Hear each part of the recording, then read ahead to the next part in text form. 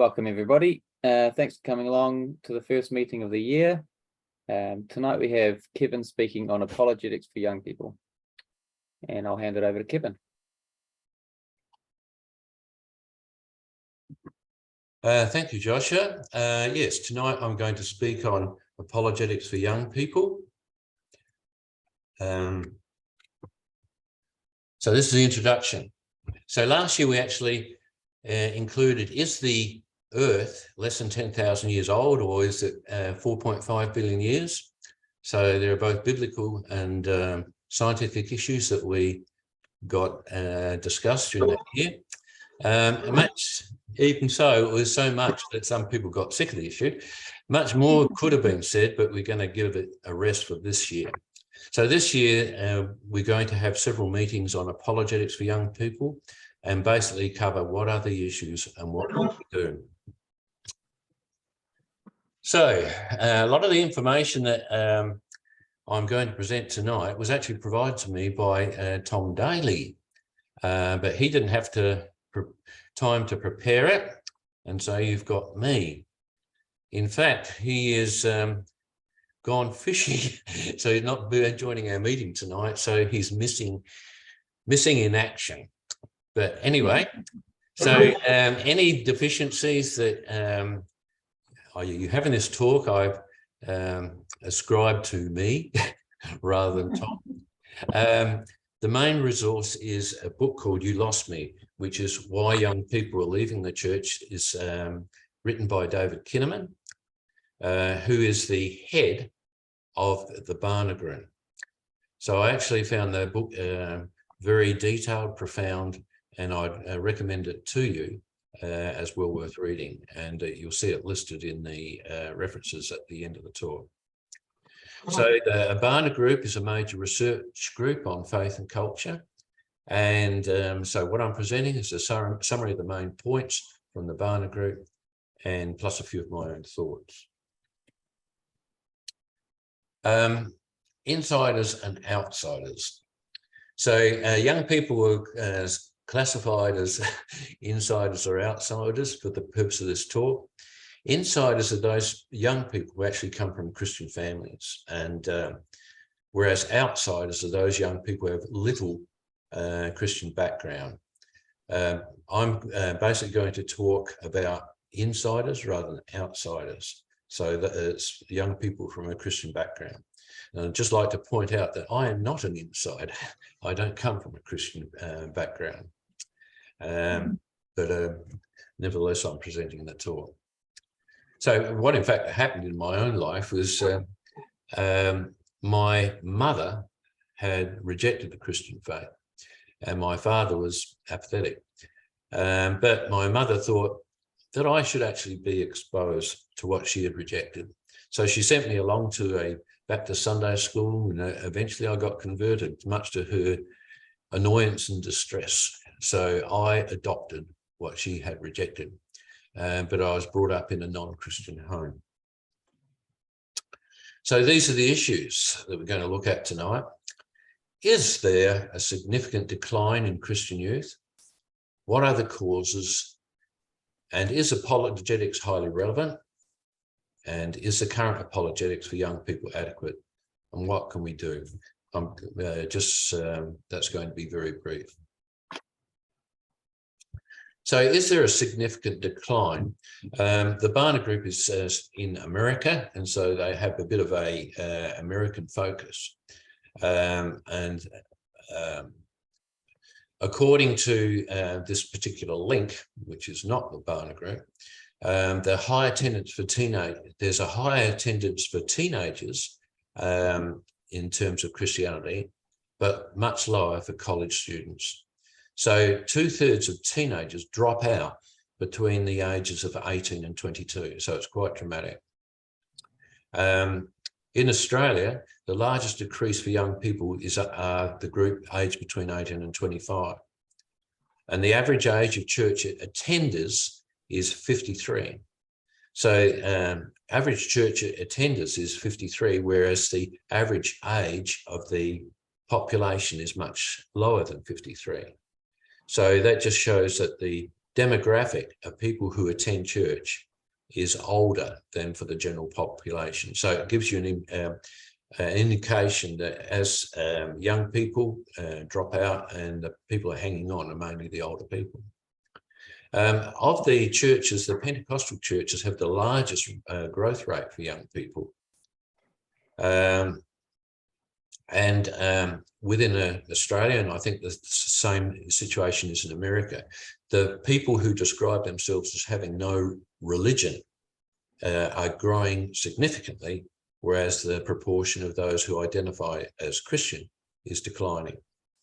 So the major trend is from Christianity to no religion.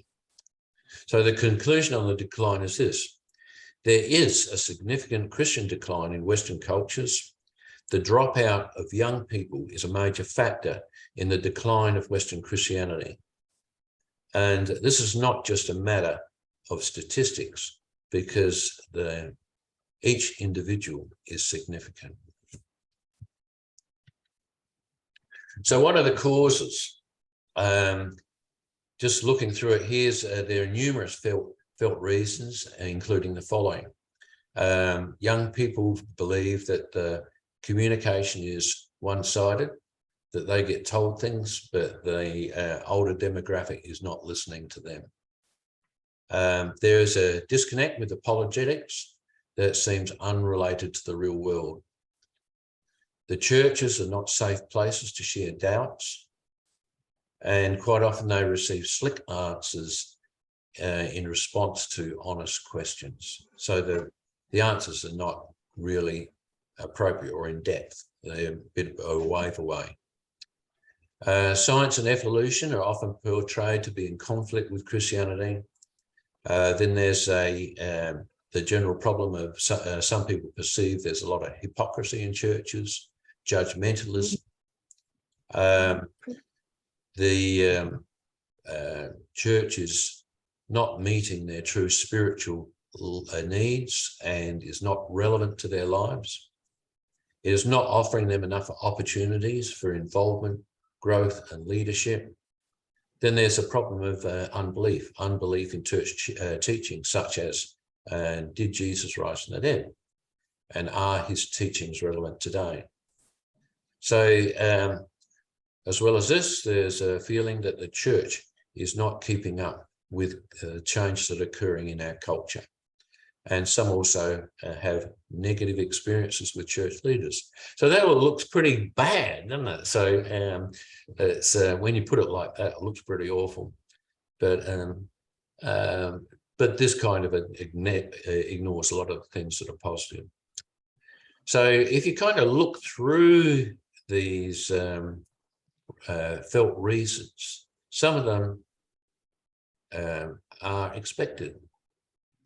For instance, Jesus kind of warned us that there'd be sheep or wolves in sheep clothing. So the existence of hypocrisy is hardly surprising, because the church consists of tares and wheat. And Jesus said, don't pull out the tares at this stage, but wait for the judgment. So some of them are expected. But some of them are relatively new for our culture in this current day. But the core problem is the church is not adequately preparing the next generation to follow Christ faithfully in a rapidly changing culture. So that's kind of looking at problems perceived which are external to the youth themselves, but quite often causes can also be self-inflicted. So most of the claims about church leadership can be true in some occasions, but not all reasons are other people's fault. Some personal causes are worldly distractions, sexual compromise, giving in to peer pressure. The young people may not do research for themselves and may just kind of suffer from apathy and a failure to question. So Sometimes if the young people in this situation, they can be warned, and sometimes these warnings are appropriate. So everyone has individual responsibility, and at the end of the day, blaming others will not get you through the pearly gates. Cultural analysis. So the causes of this decline are both institutional and cultural. And this is a picture of Dietrich Bonhoeffer, who is a German theologian who spoke out against the Hitler and the fascism in Germany during the Second World War. And he died for his braveness. But we actually need Bonhoeffer-like clarity and leadership so that we actually question and defy our current cultural beliefs, if necessary. So of those young people who drop out, what actually happens to them? So in the long term, some dropouts will never return to the Christian faith. Some leave indefinitely on the margins of faith. So typically, like many of my relatives and friends are kind of in this, in that group, that they were actually brought up with a Christian background, and they haven't entirely rejected it. But they've kind of stopped attending church, and sometimes that's, and so they kind of live with that in their background, but not actively participating.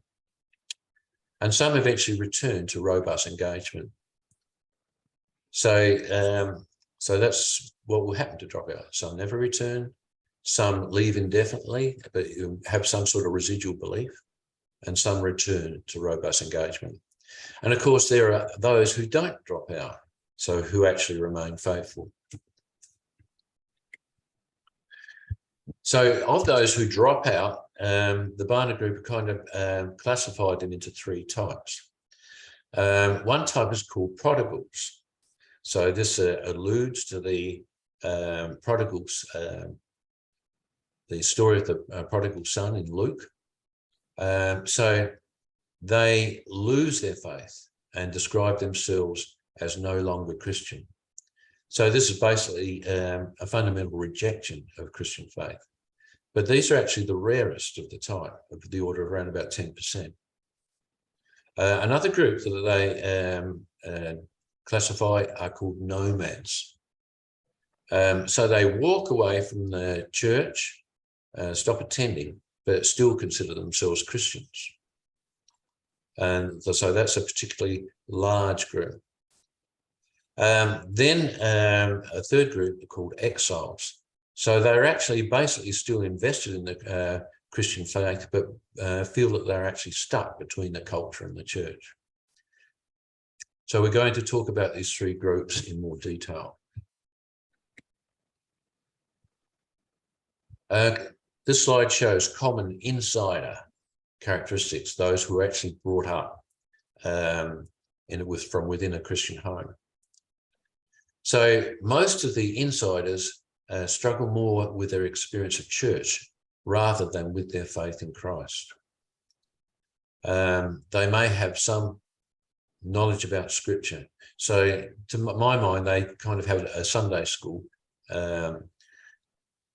perception of Christianity. So a lot of the Bible's been dumbed down during Sunday school classes to keep it simple so that children can understand. And so that these young people actually maintain that simplistic view of the Bible and of Christian faith. So their knowledge about Scripture, doctrine, and church history is often poor. Quite often their faith is shallow and unprepared for the cultural pressures that they encounter later. They have a simplistic understanding of the gospel, and this sounds a little bit judgmental, but often incapable of reasoning clearly about what is actually going on. Relationships. They feel that young people quite often feel that older adults do not understand their doubts and concerns, and also there is a lack of adult friendships.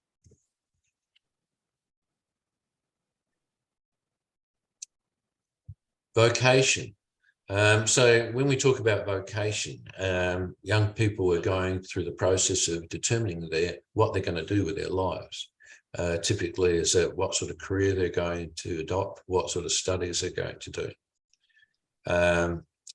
And they feel, and this probably is real as well, that they actually get little guidance to connect their vocation to their Christian faith, especially if they're involved with creative arts or with ethics. And if you kind of look back in past history, so say during the Renaissance period, the church actually actively promoted arts. And this is a very famous painting from the Sistine Chapel done by Michelangelo. So the church was sponsoring this high form of art, and it seems less so now.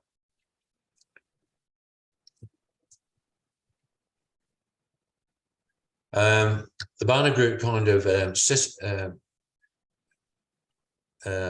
differentiated between wisdom and knowledge.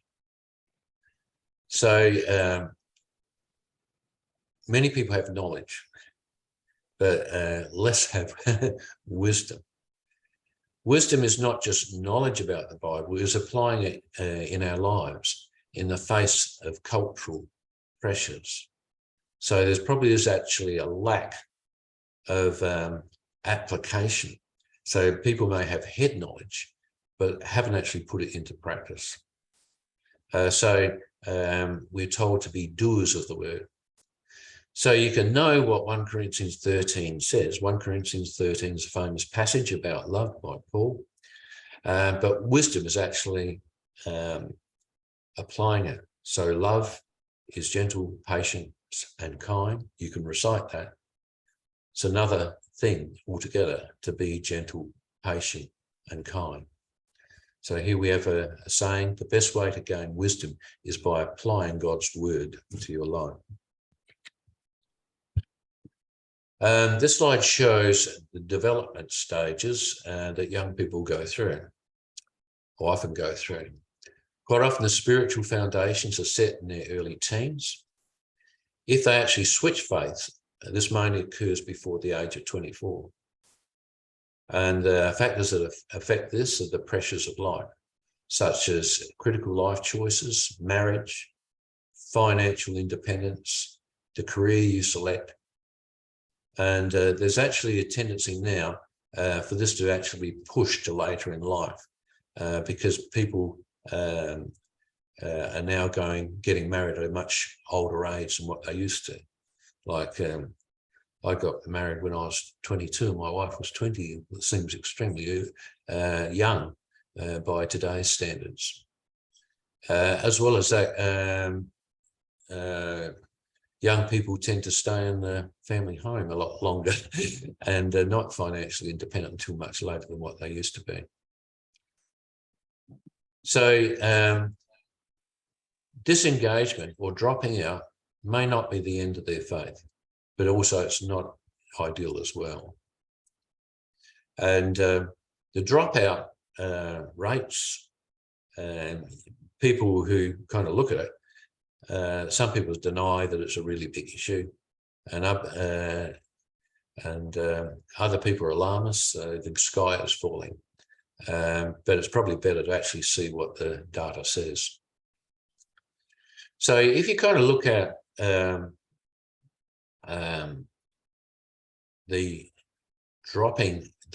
decline in Western Christianity, it's actually been going for over 100 years. So if you look at, say, the Australian situation, at around about the year 1900, virtually most people went to church, and it's kind of dropped down since then. It's dropped down to around about of the order of 10%. So it's been a huge decline over 100 years. But the cultural changes are actually accelerating with time. So we're going through a time now of enormous change in culture and its values. So we're going through it too. But the young people are more affected by it because this is just basically all they've seen, whereas we've seen other occasions where the culture is not changing as rapidly as what it is now. So when kind of looking at all this thing and thinking, oh, what's going on? What do we do? Sometimes we feel as though we're helpless and hopeless. But from a Christian perspective, God is still at work in people's lives, and he is the ultimate source of faith. So it's not the end of the world. Even though God is at work, we should just leave it to God, so to speak. We also have a responsibility. So we still should adapt to the changing circumstances, and we should understand the significance of the cultural changes that are happening around us. So what's different about this generation from past generations? Well, our current generation of young people are digital media natives. So what that means is ever since they've been born, they've had digital media around them. Whereas, mainframe computers started occurring in around about 1970 when I was 20. So I was around before there were computers, let alone internet, smartphones, Google, AI, podcasting, tweeting, etc. So I've known, all of us here have actually known a world where these things did not exist. But the young people now haven't. They've been born into this environment. When I was a lad, only around about 5% of children were born outside of marriage. So now it's around about 42% of children are born outside of marriage. So there's a huge change there. Also, there's a delayed transition into adulthood. For instance, leaving home, financial independence, marriage, having children. A lot of these things are occurring much later in young people's lives than what they did in the past. Again, so when I was a lad, if you got a qualification, that was a guarantee of getting a good job. But now, even if you go to uni, you have qualifications, you may still have trouble finding a job because qualifications now are so common that they are now less significant. There have been disappearance of various institutions that were part of our lives. And some people, like John Lennon, at one stage claimed that Christianity would disappear. So is this an institution that's going to disappear? Do I believe him? No. There's a hymn that says, Jesus shall reign wherever the sun does its successive journeys run. His kingdom wax from shore to shore till, or whatever, shall wax and wane no more. So Jesus will reign wherever the sun. So I don't think the church will disappear, but it is going through a time of stress in Western culture at the moment. Where does authority come from for the young people in these days? The musical environment, pop entertainment now can be anti-Christian, and more so than what it was in the past. The education system may instill values that are not consistent with the Bible or Christian culture. Even though the high view of the Bible is still common, but there is some skepticism on manuscript reliability. So this is the issue of textual criticism. The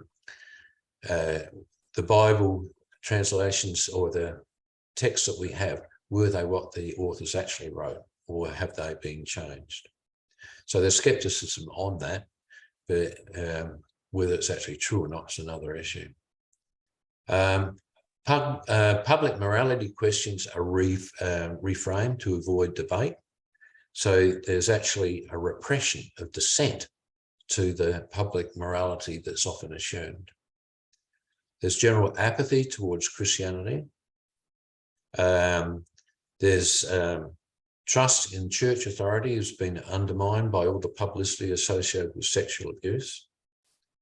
And this is actually, even though it's bad, and I admit it's bad, it is a bit of a distortion of reality, because the overwhelming percentage of abuse is not done by Catholic priests. It actually occurs in the home, and is caused by family or friends. And there's also a strong factor of internet predators as well. So the actual church abuse, even though it's bad, it's actually a very small fraction of all the abuse that does occur. So youth are more guided by opinionated celebrities rather than by genuine thinkers. So we're going to, at this stage, look at all the three dropout types in more detail. And just to remind you, they are nomads, prodigals, or exiles. Nomads. Nomads are wanderers, people who wander away. So these are people who walk away from the church but still consider themselves Christians. So they just stop attending church for various reasons. They put their faith on the shelf, but do not discard it entirely. So this is often a slow process. It's a slow fading away, not something that is sudden or dramatic. Most of these people are not angry or hostile towards Christianity. And about 40% of the people who actually drop out of church would be nomads. This may actually cause anxiety and a sense of helplessness for the parents. So nomads now more prone to seek spiritual experiences or meaning from other sources other than from their church culture. And those who are nomads now are less likely to return to church than the baby boomers. So the baby boomers are typically 60 to 75 years old now. Prodigals. This is more dramatic. Prodigals lose their faith, describing themselves as no longer Christian.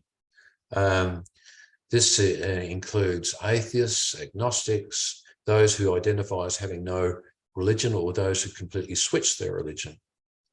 So got a picture here of Richard Dawkins. He's a classic prodigal. So at one stage he said he held a candle for the Anglican Church, but now he's completely rejected that position. Quite often prodigals have deep negative experiences, and prodigals, you can be regarded as two types. One is intellectual and the other is emotional. The first group believe Christianity is intellectually untenable. So these people are head-driven, and they have supposed or alleged logical reasons, and they've now made new faith or no faith choices. Then those who are heart-driven, this is an emotional type response. They may have deep bitterness, wounds, or anger, and denounce Christianity because they've gone through some bitter, bad experience. Prodigals are also more likely to struggle with sexual issues, alcohol, or drug abuse.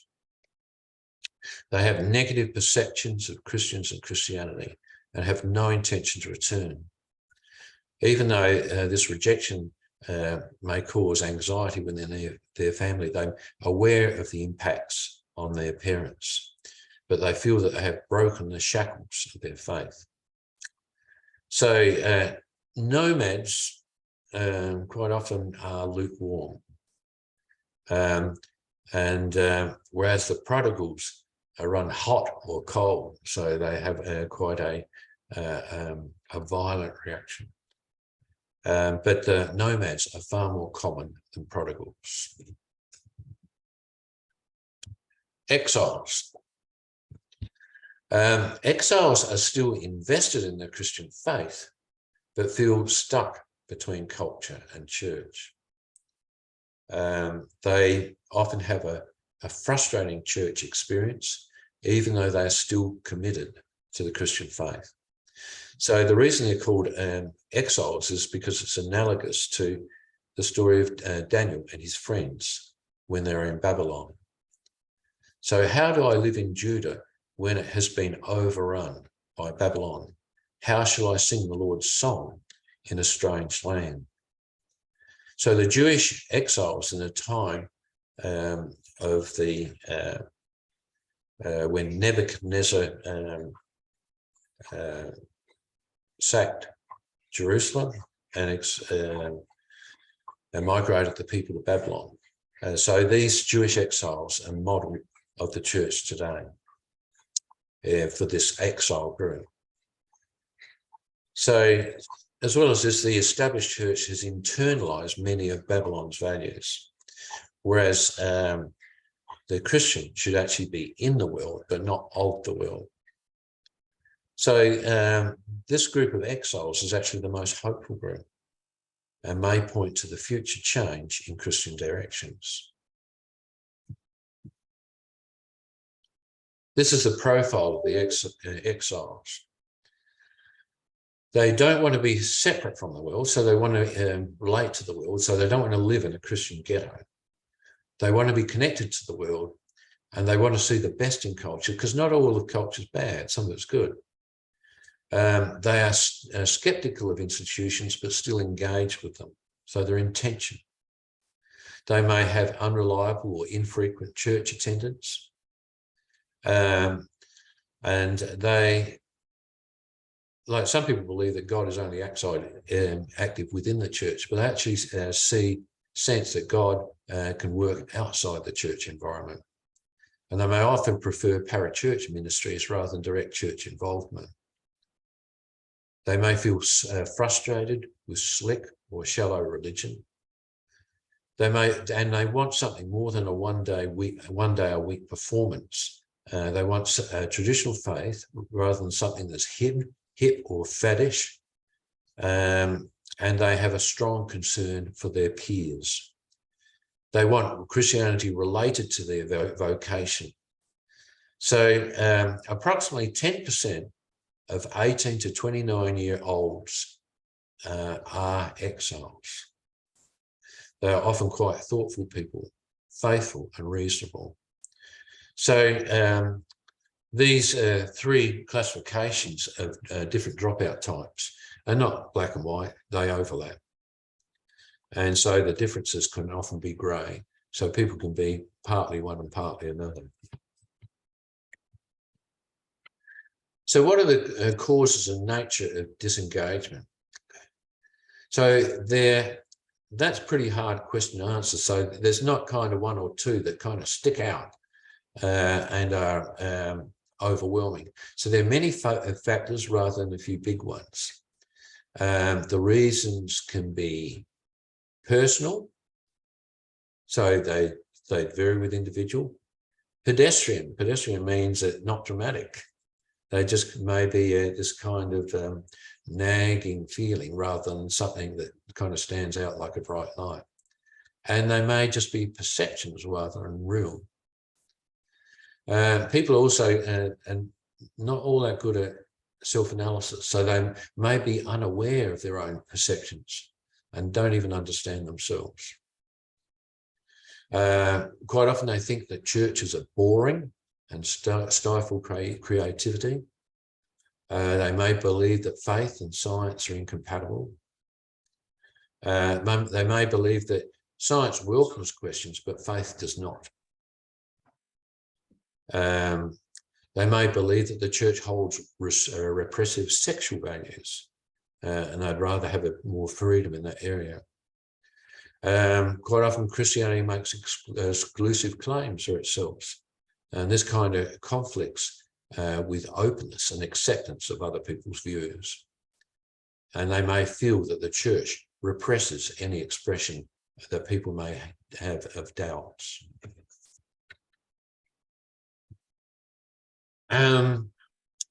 What is currently wrong? Some of these things here listed may be perceptions, but they also may be real. their upbringing may have been fear-based rather than logical. There's also a thing that's a change in our culture now is there's a rising culture of protectiveness. So people when I sounds bad. When I was a lad, my mother took me to school, escorted me to school for a little while, and soon it was kicked me out the door, and I had to walk to school, a mile to school. And whereas that would be unthinkable now, parents drop their kids off at school in the car, and if you let the kids go to school on their own, they could almost be, you could be accused of being a negligent parent. So there's a whole culture of protectiveness where there's fear for the child, and you get parents hover over their children to make sure they don't get into trouble, whereas there was far more freedom many years ago. Also, Christians and churches can be ghetto-like, so and try and create a Christian ghetto where you live all your life and experience within the church, and everything outside the church is evil. So there's a tendency for Christians to demonize everything that's outside the church. So this is a kind of a false separation of sacred and secular. So the church environment is the sacred, and everything outside is the secular. So what can happen is that Christians can be taught to fear and to be detached from the world. But that's not what the exiles want. Perhaps God is speaking through the younger generation and trying to correct this bad tendency. So what can happen is you can have a reaction against protectiveness. So people don't want to live in this, surrounded by cotton wool. And so there's a tendency to be thrill-seeking. So a lot of young people are attached to thrill-seeking, and even some will resort to self-harm, just so that they can actually feel something. And part of this reaction and looking for alternatives can go in the direction of trying out other religions. So do the exiles have something to say to us? And I believe the answer is yes. The exiles desire to live in the cultural mainstream. So this can have two effects. If they live in the cultural mainstream, this may actually lead to more cultural influence. But getting into the mainstream, there is a risk that the poison pill will lead to a cultural accommodation. So they may become overly affected by the culture rather than just influencing it. So God has plans for the next generation. And the true life does entail risk. Surrounding yourself by cotton wool is not necessarily a good idea. So the church should actually be counterculture for the common good.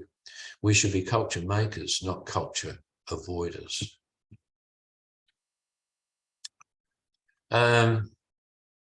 Despite this, there are other observations.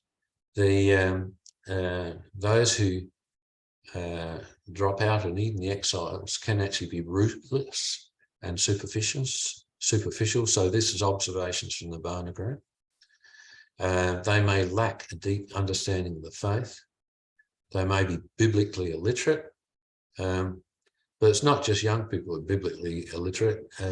This is typical of most age groups. Quite often what happens in church is fairly dumbed down compared with what the Bible actually says. And their attitude towards God has been described as moralistic, therapeutic deism. So their view of God is like a super psychiatrist. He's always on call. He takes care of any of our problems, helps people to feel better about themselves, but does not get personally involved. There's a feeling that church is boring, not relevant to their careers or interests, does not prepare us for real life, does not help us find purpose. And quite often they feel that the Bible is not taught clearly or often. And the young people's generation can often persist in narcissism, which is self-love, entitlement and self-confidence. In our generation too, youth is glorified as beautiful, valuable and wise. Since if you just kind of look at advertisements on TV, quite often the people who feature that are not ordinary people like us, but they're kind of pretty, beautiful people. And they're young. So you kind of get the perception that young people have more value than old people. But this kind of attitude of narcissism and self-confidence, you naturally need to learn humility before Christ. So it's not a Christian value. Quite often they lack relationships with adults, and so they miss out on guiding experiences that they could receive from adults. Now, what the Varna Group suggests is that young people these days actually need rites of passage. For instance, you used to have, what happens in Anglican churches? Confirmation. So young people used to have to go through a process and be confirmed. So they end up being receivers and get told what to do, rather than actually becoming active participants. So what they actually need are ministry opportunities and participation in the decision-making process. So they need parents in Christ to mentor them and make them active, rather than just imparting knowledge to them. A perception that young people often have is that the church is anti-science. So they think that many young Christians believe that Christianity opposes modern science. Now, this can often be true of some churchgoers, but it's not always true. But if we actually set up religion and science as competitors, then guess which is going to lose? Christianity will lose. But religion and science should not be in conflict. This is what we call a false dichotomy. Faith and scientism. Scientism and science are not the same thing. Scientism is virtually making an idol out of science as the be-all and end-all. So scientism is an excessive belief in the power of scientific knowledge and techniques. It believes that science is the only valid source of knowledge. So it rejects the revelation as a valid source of knowledge. And scientism has a naturalistic explanation. The only things that explanations are worthwhile are natural ones. Because it only accepts natural, it rules out supernatural explanations before you even look a priori. So, however, science is not perfect. Science is great, but it does have some limitations. First of all, the current results of science may change. The results may be overturned. So what is believed today may one day turn out to be realised that it's false and replaced by something better. And that's a good thing. Also, the scientists themselves are not perfect. And there's such a thing as academic fraud. This is quite a big issue within academic circles. So academic fraud is where scientists may actually fudge their results. I've seen it. Academic fraud is actually quite common, and it's prompted by the need to publish or perish.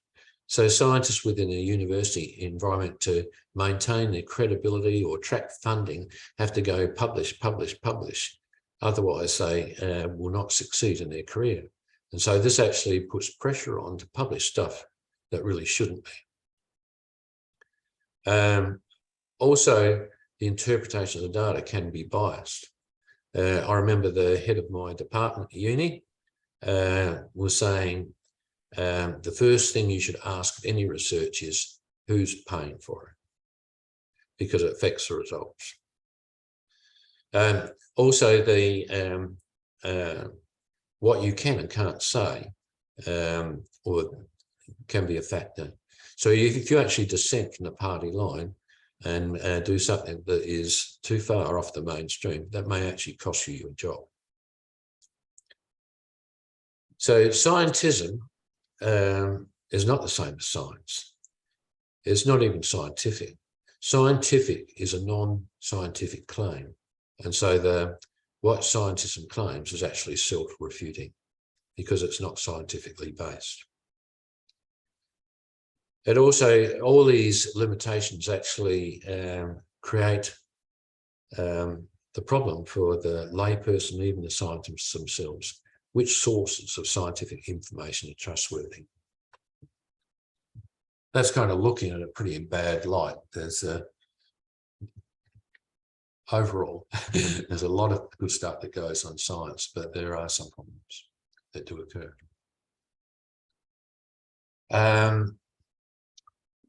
What are some of the negative perceptions of Christians? This is kind of percentages given by the Barna Group. So it's 35% of 18 to 29-year-olds believe that Christians are too confident about knowing answers. They're know-alls. 20% believe Christians make complex things too simple, so their explanations are simplistic.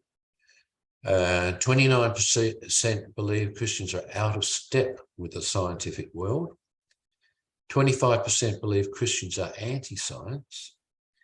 And 18% believe Christians are anti-intellectual. Well, when you actually look at these factors can actually be true of some Christians, but not all. So the mistake is to believe that all Christians have these characteristics, which is not necessarily so at all. One of the kind of tragedies of the dropouts is the loss of science-minded Christians. The church is losing too many young scientists. Young scientists are the most likely to struggle with faith. Quite often faith is disrespected by popular science, like a common stereotype is faith is defining as faith is belief without evidence, which is not a biblical position at all. But so popular science can actually disparage the very concept of faith. Scientific interests marginalised by some Christians. So if you're interested in science, you may not receive much encouragement. So all these tensions are not entirely unhealthy, because we should be in the world but not of the world. But the issues of science are surprisingly rarely discussed in United States churches, and probably in Australian churches as well. And so young people receive little guidance on the issues of science and faith. So a disconnection often occurs, but this disconnection can often occur before people actually reach tertiary studies. They may feel this while they're actually going through high school, and not just in a university environment. But if a person is properly prepared, they often actually flourish in a university environment. So how about apologetics? So are apologetics relevant to this whole issue of dropout of insiders? one of the things that the Barna Group mentioned is that sometimes apologetics is thought to be connected from the real world. So the apologetics offered may not be appropriate, or that's what they feel. However, traditional apologetics deals with intellectual questions, and these are still significant. So those sort of arguments should not be dropped. However, apologetics must be adapted for the next generation. So there should actually be a move from people who are kind of experts in intellectual arguments and focus more on a relational approach. Apologetics should invite questions. It should not attack science. It should listen to doubts. However, there is also a counter risk that doubts can be made so central that they become a way of life, rather than from actually moving on to once answers are provided. So is apologetics relevant to this whole dropout process? Well, the kind of the major verses used to support the apologetics is 1 Peter 3:15, which says, "But in your hearts honour Christ the Lord as holy, always being prepared to make a defence to anyone who asks you for a reason for the hope that is in you, yet do it with gentleness and respect." So this verse does actually provide us with good guidance in the process, in the need for apologetics and how we should actually conduct it. But all the literature that I looked on for Barna Group does not explicitly mention apologetics all that much. So is it relevant? But most of the issues that they actually do talk about are apologetic in nature. So apologetics is implicit in all this analysis, even though it's not obviously explicitly pointed to very often. And you can see this. Young people want their questions and doubts addressed adequately. And so some of these issues are science and evolution, science and faith. Is science the sole source of truth? Do we have a good copy of what the New Testament writers wrote? Is the Bible historically reliable? What evidence is there for the resurrection? And considering conflict between Christian values and current culture, what are the correct views? Is it Christian, or is it current culture, or is it something else?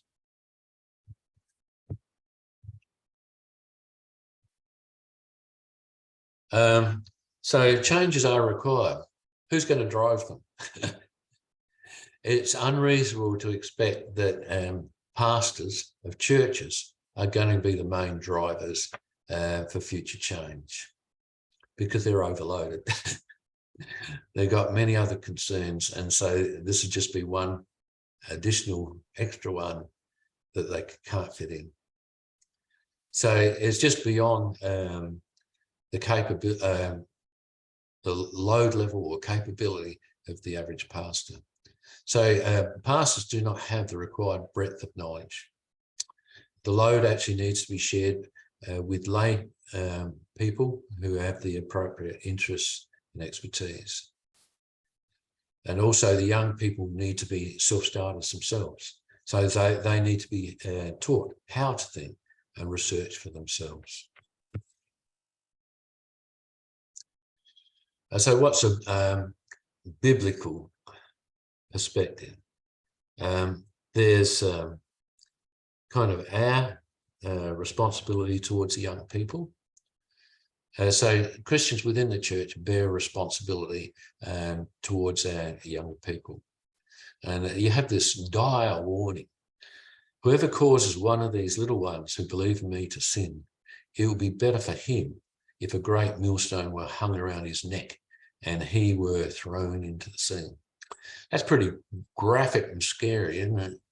And I kind of look at my own life and think, oh, have I ever caused somebody to stumble? And I'd say quite a few times. So that's it. But hopefully God's grace is greater than our shortcomings. So that's from this perspective of those who are kind of watching what's happening to our young people. But the young people themselves bear their own responsibility. So is falling away absolutely and ultimately warranted? Do any of the reasons ultimately warrant a person leaving the faith? Maybe not. So here's a passage from John 6. After this, many of his disciples turned back and no longer walked with him. So Jesus said to the 12, do you want to go away as well? Simon Peter answered him, Lord, to whom shall we go? You have the words of eternal life, and we have believed and have come to know that you are the Holy One of God. So life is challenging, but ultimately we have to bear our own responsibility. Yeah, in my own days, when I was going to Sunday school, I had a lot of friends, played sport with them. And I know full well that a large proportion of those wandered away and dropped away once they passed the active involvement during their teens. And in a sense, it wasn't surprising because you could actually see that their interest and attachment to the central things of the faith was only nominal. So life is challenging, but ultimately we have to bear our own responsibility.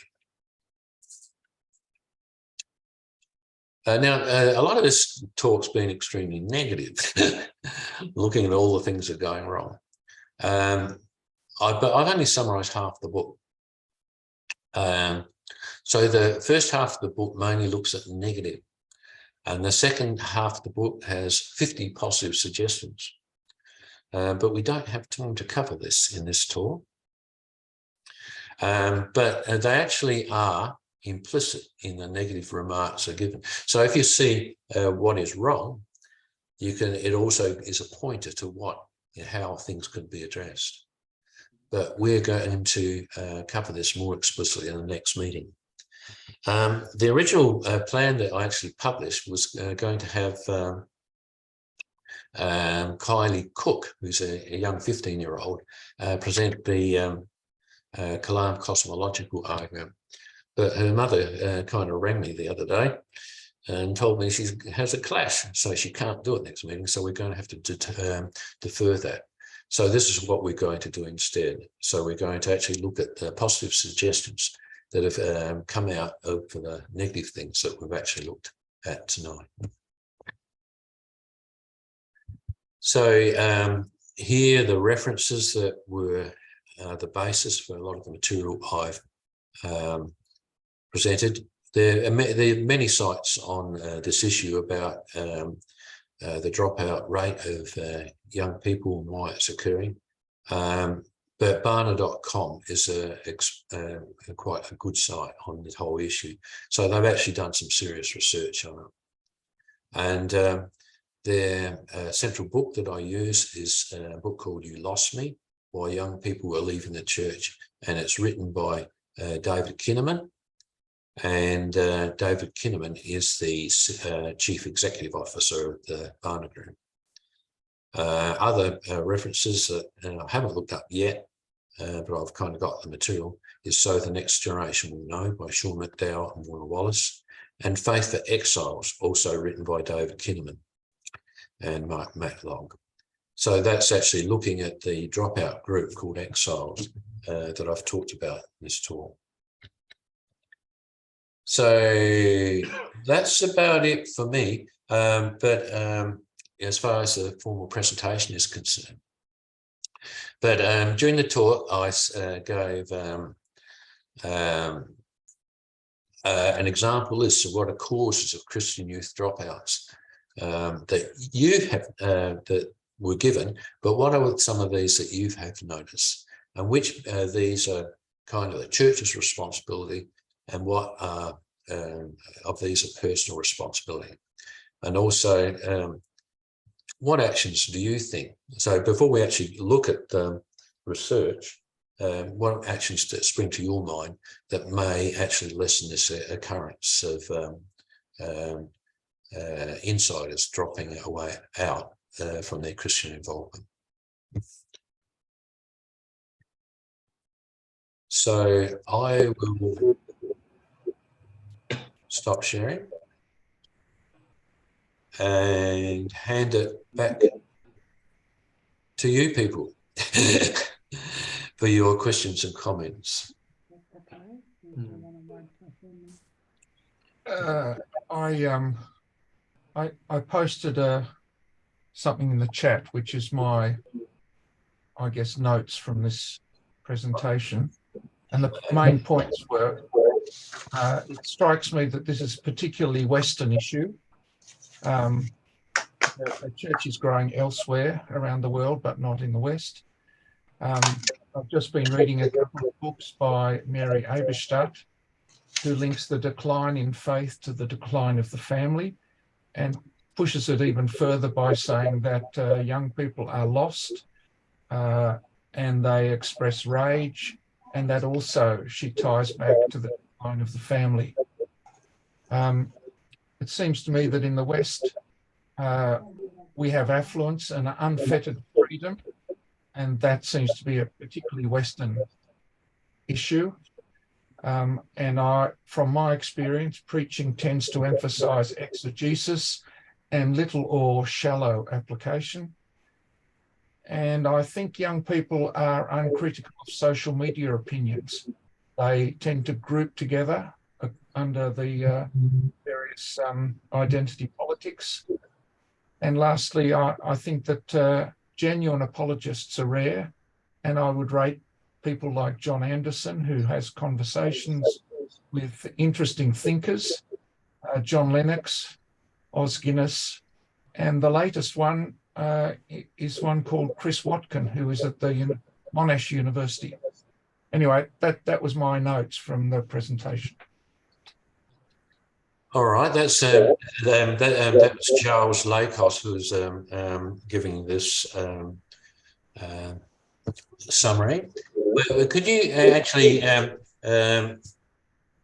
flesh out, like you listed a lot of factors, could you actually kind of flesh them out a little bit? I know you did to a degree, so that other people can actually comment on what you've said. Do you want to ask specific questions? I mean, I think some of them are fairly obvious. Yeah. The decline in the church is a Western issue, and we suffer affluence, and kids think they can be whatever they want. That's unfettered freedom. It doesn't always work out that way. And I think it's fairly apparent that young people are uncritical of social media opinions. They group together under these social media groups, and they don't actually critique the opinions that are being fed to them. They just get carried away with the crowd. I think those are fairly obvious, unless someone doesn't think so. Yeah. Yeah. What do other people say about this? In other words, we have it too easy. Because this question, you say it's a Western issue. People in the so-called West are the ones that mostly have it too easy. In other parts of the world where they're starting to have it more easy, they're also starting to be less interested in Christianity, interestingly enough. And where things are difficult, people are forced to face up to what they truly believe is important. And they are then the ones who think about the situation as opposed to just listening to social media and do something about it, and more likely to be, well, strong Christian, committed, and not wavering and wishy-washy, and exiles and the like, as Kevin put it. Yeah, I have to agree, and I find it really interesting, Charles, that you make the point about freedom. Well, you don't have to look very far to realise that Australia and the West, particularly, do have a lot of freedom, but I think as a society, we've forgotten where that's actually come from. I don't think as a society we actually realise that it's based on our Christian Judaism or values, which is, and things like the fact that we value human life and freedom of choice, that all stems back from Christianity. I suppose I'm in more of a unique position in that where I work, I'm rubbing shoulders with people that are new to Australia or may have been here for, say, 10 years, but are coming from other regions of the world where there are a lot of conflict. And a lot of them are either Muslims or Baha'i or Buddhists or Hindus. And they're coming to Australia, and I sort of sit back and I say, why are you here? And they're coming here for those reasons that you mentioned, right? Particularly the value of human life. They come from places even like India where there isn't the same value for human life, and the Middle East. And we haven't actually, I don't think as a society, we actually realise it's because of our Christian values that we're built on, that we're like this, and we've forgotten it. We don't talk about it in church, right? But all these people are coming here, and if you ask them why you're here, they'll tell you because of those reasons. But I wonder what's going to happen over the next 20, 30 years when some of these we'll adopt a Christian ethos, but we'll chuck God out or Christianity out. Sort of an angle on it. Yeah, so retain the value but deny the source. Yeah. Well, to put another slant on it, Jesus talked about the parable of the weeds, and he talked about the master went away and his servants were sleeping. While the servants were sleeping, the enemy came and sowed all the seeds, all these distractions and things, some of which Bronwyn just mentioned. And I think the church, by and large, has done a terrible job of preparing these young people for the challenges they're going to meet in those critical years when they're exposed to all the different worldviews and other religions and philosophies and so on. I think of my own Christian upbringing. I went to Sunday school, and it was fine. There were Bible stories, but there was never any depth to anything. Nothing was ever, the deep theology that was there was never explained. I had to figure this out for myself later. And I think by and large, the church is not bad at giving an introduction to the Bible, but to prepare the older people, the mid to late teens, early 20s, these are the at-risk people. They have not been well prepared with good, solid theology to sort of give them good decision-making capabilities when they're faced with all these problems, all these counter-Christian ideas. So I think the church has something to repent over there. And one of the problems is I don't see any real effort on behalf of the church. There are a few minor exceptions, but by and large, most churches do not seem to realize that this danger period, late teens, early 20s, is going to come at the kids in their charge. And if they're not prepared, they're going to fall away. And I think that's something we have to counter. We have to think about very seriously. Most of those who are aware of that have got no idea what to do about it.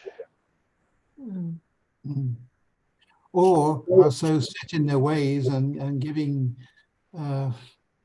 sometimes bluntly anti-scientific ideas which just don't work. It's interpretations of scripture which just don't stand up, and no wonder they get confused. I think part of the problem is that most adults are probably out of their depth anyway. because they kind of went through the same experience and weren't prepared. Yeah. Yes. I remember something. oh, I just wanted to make a comment. Like, just even the idea of the kind of, if the goal is just kind of trying to get people to attend church, like maybe that's not really the right goal. Like, Go. No, I think it's like a what Jesus said to do, or what Jesus commanded to do, was to disciple the nations and to make disciples of people. And I think that's maybe a lack of discipleship, or a lack of discipling. And at least what I see modeled in the New Testament, where it's a kind of a one-on-one, kind of like a Paul and Timothy kind of a relationship and interaction that can occur, as opposed to kind of a mass of people attending a church and then people sitting there and singing some songs and clapping, and maybe someone says a sermon and then they go home. But there's a lot of unanswered questions that get missed, and there's, you know, especially like I personally came from maybe more of a unbelieving family. Like, I went to church and then went back to my family, and I just got a lot of kind of persecution from them. And I think a lot of other people may not survive that kind of attacking and onslaught, because it's quite destructive. But yeah, I think there's something in there about discipling. I think that maybe could be emphasized more, something about direct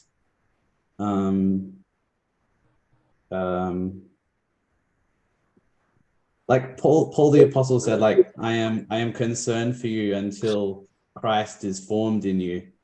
He wasn't so much interested in people, like, he was interested in people like coming to faith and coming to Christ and being born again, but it was also that maturing of the Christian that he was interested in, not just you're in and then now you just attend church. I think that's sometimes, at least what I've seen, that's maybe what the goal is, where it's just people have just, it just sort of, you get born and then you plateau from there, maybe. You're spot on, Francois. According to the Barna Group, it's a point which I haven't brought out, emphasised in my talk, but they were very strong on discipling a small number of people and bringing to maturity, creating relationships, discipling them, rather than trying to concentrate on having large numbers where you just kind of feed them information.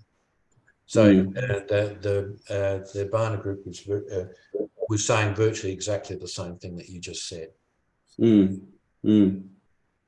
like, even if you see sometimes you see those big revival crusades, and they've got these massive stadiums, and like I think it's Daniel Kalender, and it used to be, what's that other guy's name? Reinhard Bonnke, and those kinds of millions and millions of people in Africa or wherever they are. And they're like, oh, we made all these decisions for Jesus. All these people said yes to Jesus. It's like, cool, but then you leave, and then what? Like, they just, like, it would be more beneficial for a one-on-one discipling that gets multiplied outwards, instead of, like what you're saying, of just trying to get to the masses.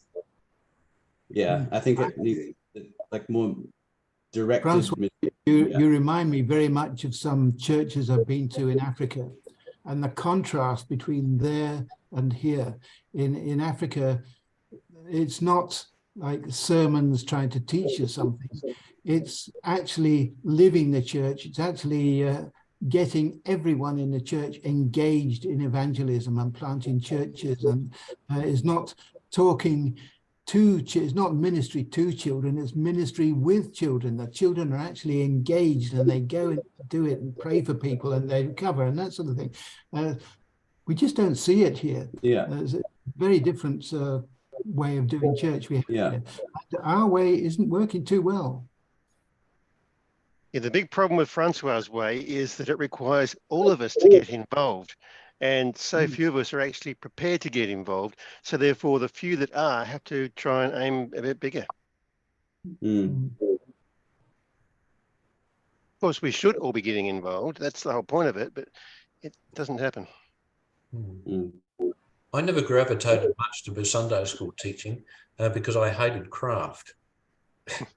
And a lot of Sunday school teaching was you have a brief story and then you get the paper and the paste out and the colouring pencils, and it bored me. I was going to good one, put Kevin. an adjective in there. Yeah, but people like us are in the minority, Kevin. I'm not a very crafty person. I'm not sure who. But that was the level that Sunday school was at. And I just didn't interest me greatly.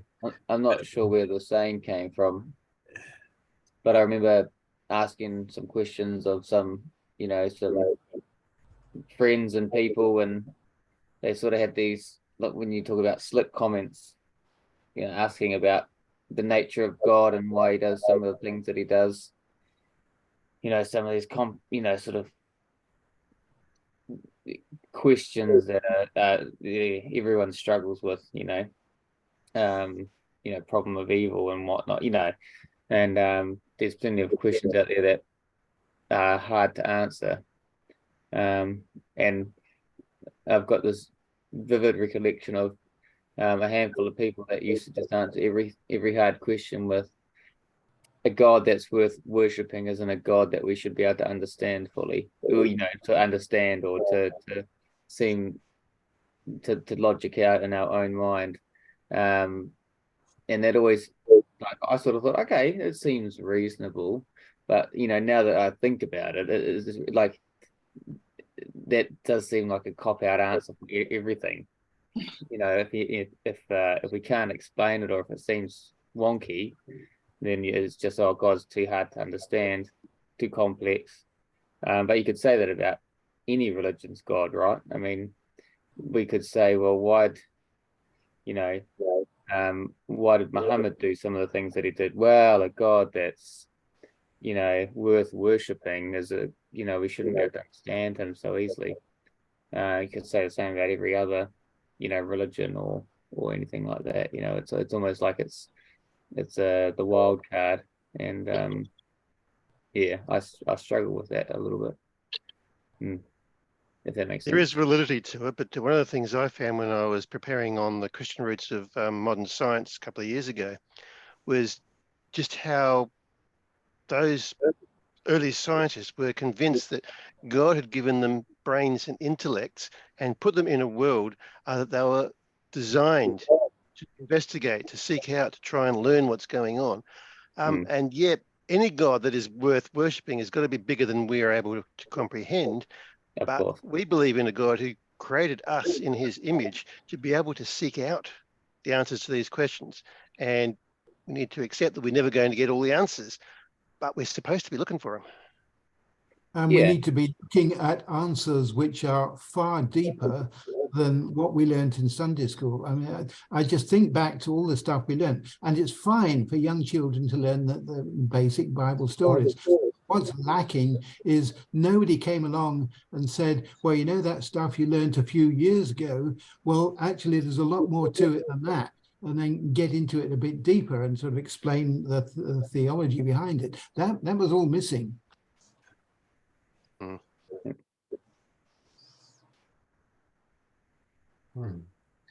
At this stage, I kind of look at all these potential problems, and they look pretty overwhelming, really. And so what was observed as happening in America also happens in Australia. It's virtually happened in all Western cultures. Is it inevitable? Can anything really be done about it? Because kind of a lot of people have been thinking about it, but address the issue seems an overwhelming task. I was actually thinking the opposite, Kevin. Well, Just the very fact that we can pinpoint and list and explain the issues gives us a starting point. Where when it's just some nebulous problem, we've got no idea what to go, what to think, and where to go. That's when it's too much. Now that we've got a starting point, we can start.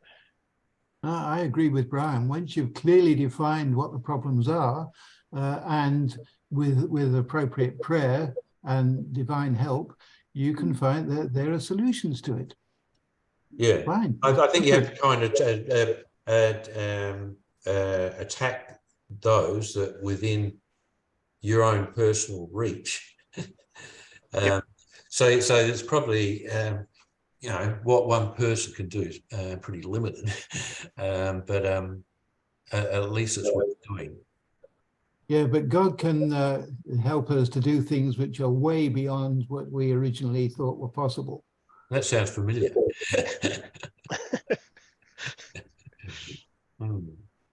But yeah, there's a tendency, I think, to say, "Oh, this is within the realm of the leaders of the church." But if you're a minnow, but I think your own presentation showed that the leaders of the church are too preoccupied with what the historically appropriate things that the leaders do, and they've missed the point, and haven't got time to deal with the point. So it's up to others in the church to take up the problem and deal with it. And forums like this are a good start.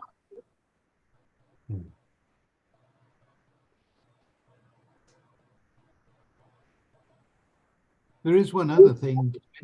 I love the presentation, and I might steal a few bits of it. But yeah, prodigals 10%, nomads 40%, exiles 10%. What are the other 40%? Well, they could be those who actually hung on, who didn't drop out.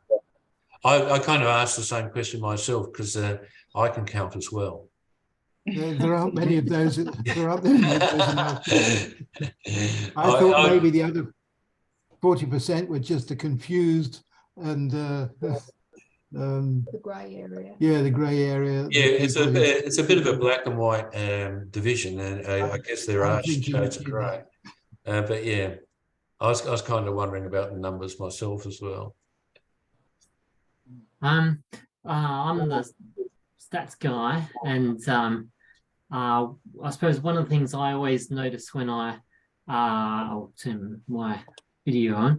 One of the things I always notice when I think about numbers of Christians is the big difference between the census number and the number in the churches. And there's always, until recently, there's been really a big majority of census Christians, but a fairly small minority of people actively involved in churches. Yes. And so I think, so yeah, a very big nominal part of the pie.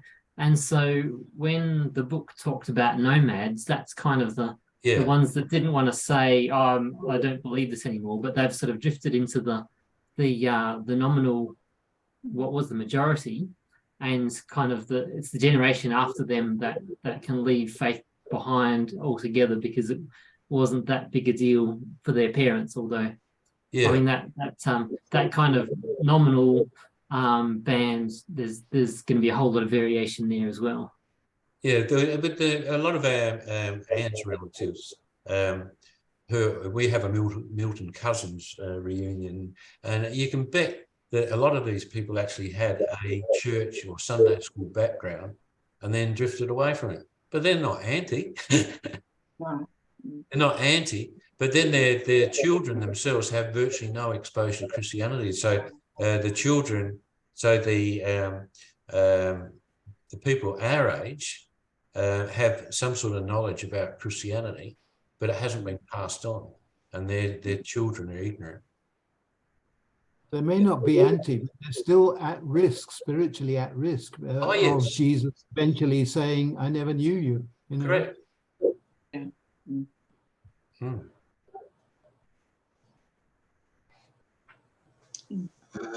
One thing I found, Kevin, a couple of years ago is I asked the question, how many people have I known professing Christianity who no longer do profess it? actively.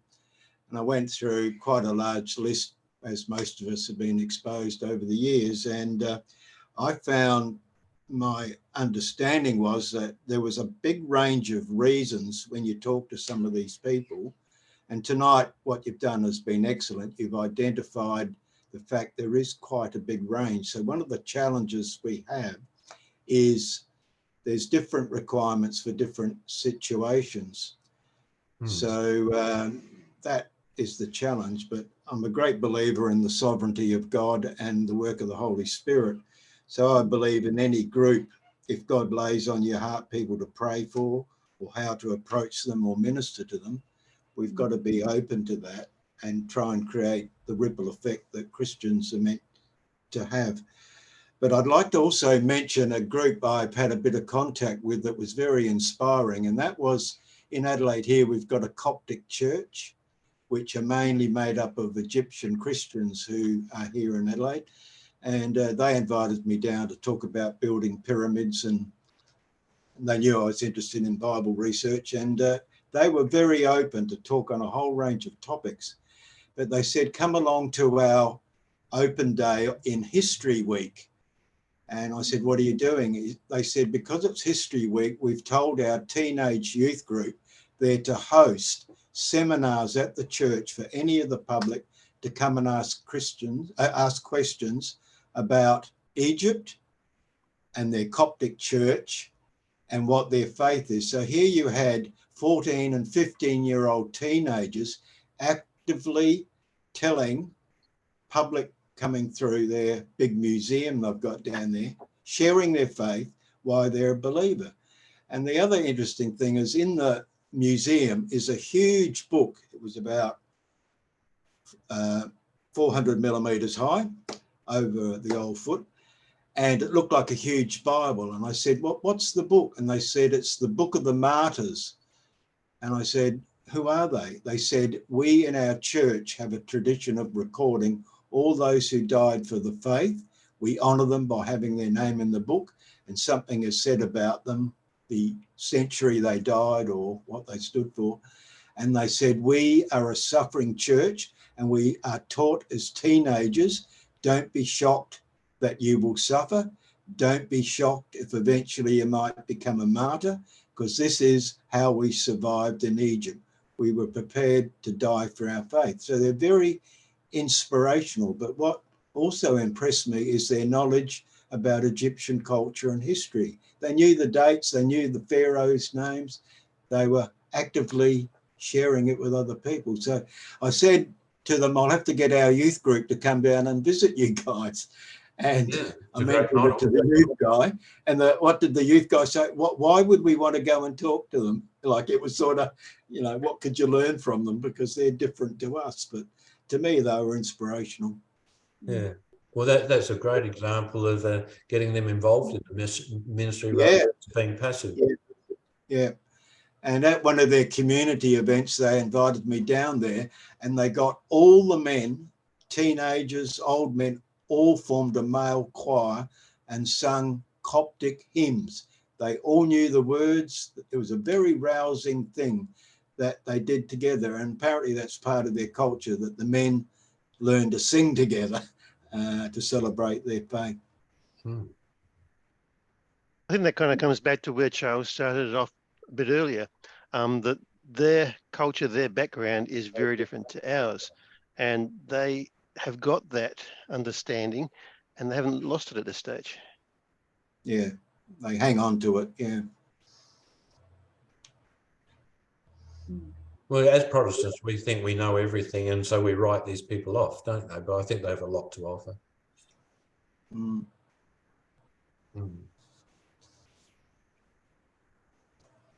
I enjoyed your talk, Kevin. It was very comprehensive, well put together, and a lot of good points and stuff. I think you should thank the Barna Group for that rather than me. Yeah, but you still persevered in putting it together. It's well done. Yeah. Very, very relevant. Yeah.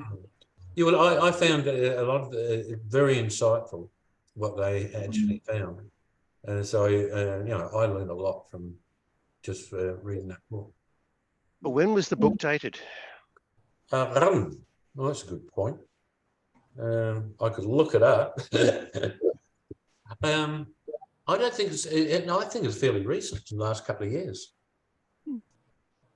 Yeah, it's all recent research. They've always been fairly professional too, I think, as a group. They've got good credentials in how they go about getting their information, and they've been around a long time too. Right. Well, you're way ahead of me. I'd never heard of them until Tom pointed it out. Oh, Yeah. no, they've been in the traps for a long time. All right. Hmm.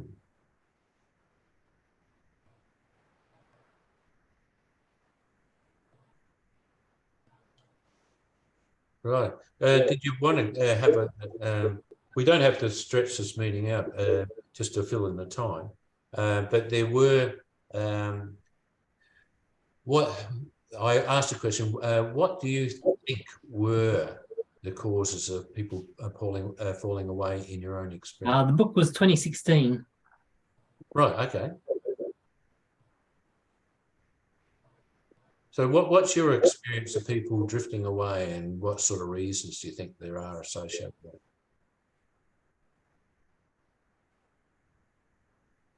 I think one of the reasons is one we covered before, in the decline of the Western Church. So many people just see Christianity as irrelevant, that they haven't caught really who Jesus is or why he's important or anything like that. Which again reflects, I think, on the church's teaching. It just hasn't been good enough, I think. Yeah.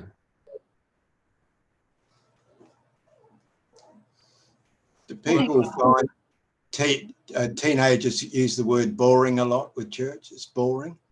Is that a common criticism? Yep. Well, sometimes I've felt that way. So I don't think I'm classified as young anymore, but I haven't often heard that criticism, but I'm sure a lot of people often feel it.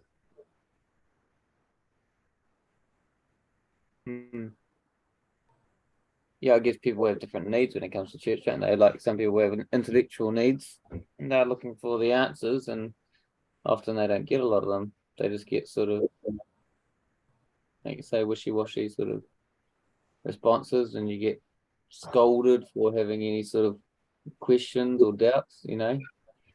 And that can be quite a bad experience for people. Yeah, people are very different. I know one young person who has in recent years decided that he wants to go to a Catholic church where they do Latin liturgy. So that's just where he's at the moment. So people are different. Yeah. I think relationships have a lot to do with it too. If you haven't got strong relationships in the church, I think that can be very hard. And just going on a Sunday doesn't really cut it. People having very busy lives can be really tricky, and living in bigger cities rather than little smaller towns, I think that can have an effect.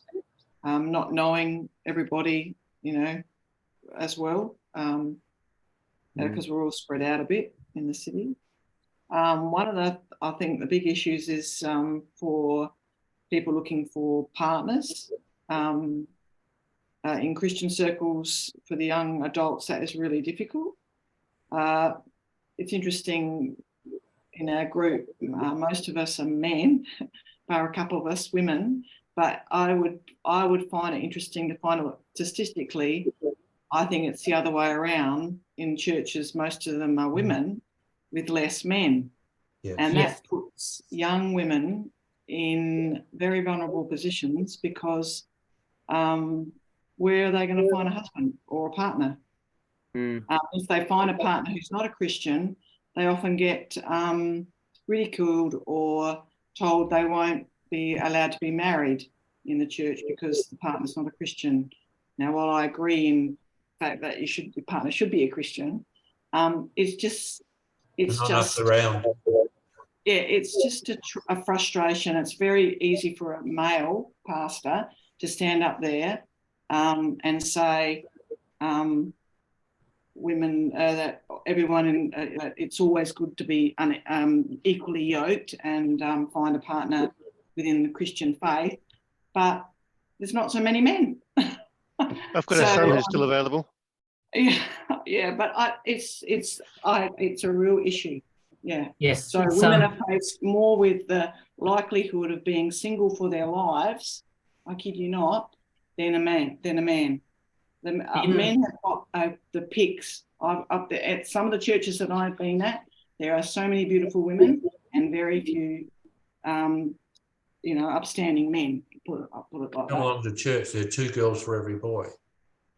Yeah, that's what I mean. And it's the total in the church is sort of over all the age groups. It's 3 women for every 2 men. So if you take out the married couples of the single one, it's a lot more women than men. Yeah. So what you're saying is we need to bring back polygamy? That's what I was hearing, yeah. Yeah, I got that. Yeah. The social connectedness is that Bronwyn speaks of. That social connectedness is it shouldn't be that important, but it is. It is, and I think that's one of the reasons why just turning up at church alone is not enough. You need to have small groups, Bible studies, fellowship groups, whatever it is, small groups to actually develop that social connectedness, which is mutually strengthening in terms of spiritual growth. And more interest groups like a table tennis group or a walking group, things where you can actually be together, camping, doing stuff, and then the spiritual questions and discussions come up. It doesn't have to all be about the study or, it just naturally. That's the problem, though. It's very difficult to get stuck on just the study or just the social stuff and miss getting the full balanced meal, so to speak. Yeah. Yeah. Yeah, but I've been heavily involved in table tennis, as a matter of fact, and coaching. One of the state coach is a lady, and she says one of the things she bemoans is that most people, kids who play table tennis, are boys. It has very hard trouble. They have a lot of trouble attracting girls. So if we join the table tennis players with the church, and we get the balance back. Well, we used to have a table tennis competition every Christmas with my family until my son just kept beating everyone blindly, and so everyone gave up. I think we're probably straying from the topic. Thinking that,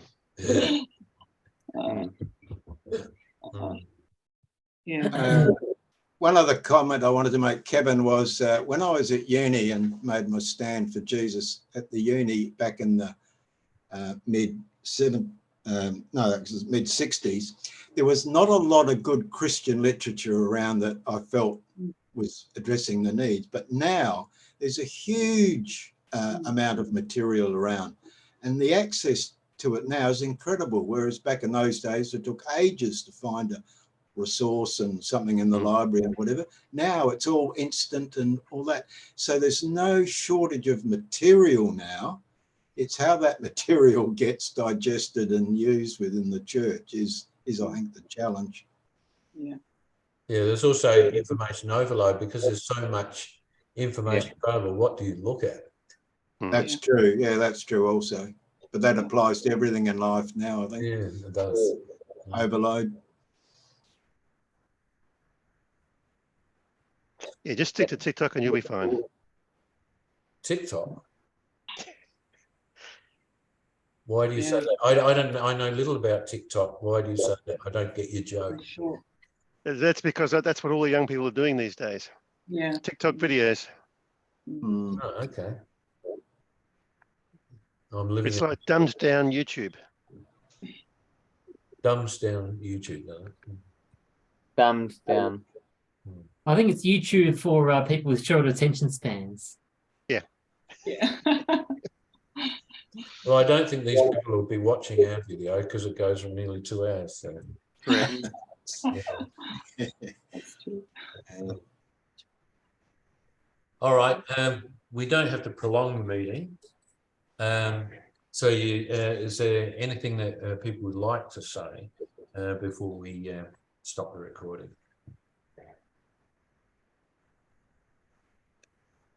All right, well, I'll give you a deal.